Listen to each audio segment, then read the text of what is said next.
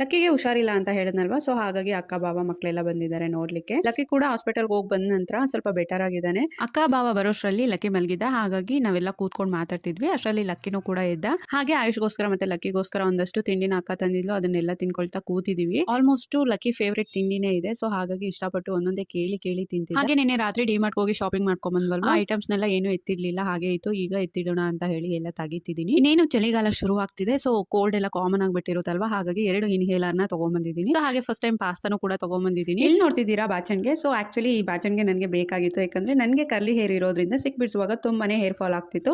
So ಈ ರೀತಿ ಬಾಚನ್ಗೆಯಲ್ಲಿ ನಾವು ಸಿಕ್ ಬಿಡಿಸೋದ್ರಿಂದ ಹೇರ್ ಫಾಲ್ ತುಂಬಾನೇ ಕಡಿಮೆ ಆಗುತ್ತೆ, ಹಾಗಾಗಿ ಬಾಚನ್ಗೆಯನ್ನ ತಗೊಂಡೆ. ಹಾಗೆ ಹನಿನೂ ಕೂಡ ಖಾಲಿ ಆಗಿತ್ತು ಮನೇಲಿ, ಜೇನುತುಪ್ಪ ಮೇನ್ ಬೇಕಿತ್ತು. ಸುಮಾರು ವಿಡಿಯೋಸ್ ಅಲ್ಲಿ ನಾನು ಹೇಳಿದ್ದೆ ಲಕ್ಕಿಗೆ ಚಪಾತಿ ದೋಸೆ ಹಾಕೊಟ್ಟಾಗ ನಾನು ಹನಿ ಜೊತೆಗೇನೆ ಕೊಡ್ತೀನಿ, ಆಗ ಇಷ್ಟಪಟ್ಟು ಅವನು ಹೊಟ್ಟೆ ತುಂಬಾ ಊಟ ಮಾಡ್ತಾನೆ. ಅದ್ರ ಜೊತೆಗೆ ಲಕ್ಕಿಗೆ ನೀರು ಕುಡಿಲಿಕ್ಕೆ ಇದನ್ನ ತಗೊಂಡೆ. ಅದ್ರ ಜೊತೆಗೆ ಮನೆಗೆ ಒಂದಷ್ಟು ರೇಷನ್ ಹಾಗೆ ಇನ್ನೊಂದಷ್ಟು ಐಟಮ್ಸ್ ಕೂಡ ತಗೊಂಡೆ. ಇದಾಗಿತ್ತು ಇವತ್ತಿನ ಮಿನಿ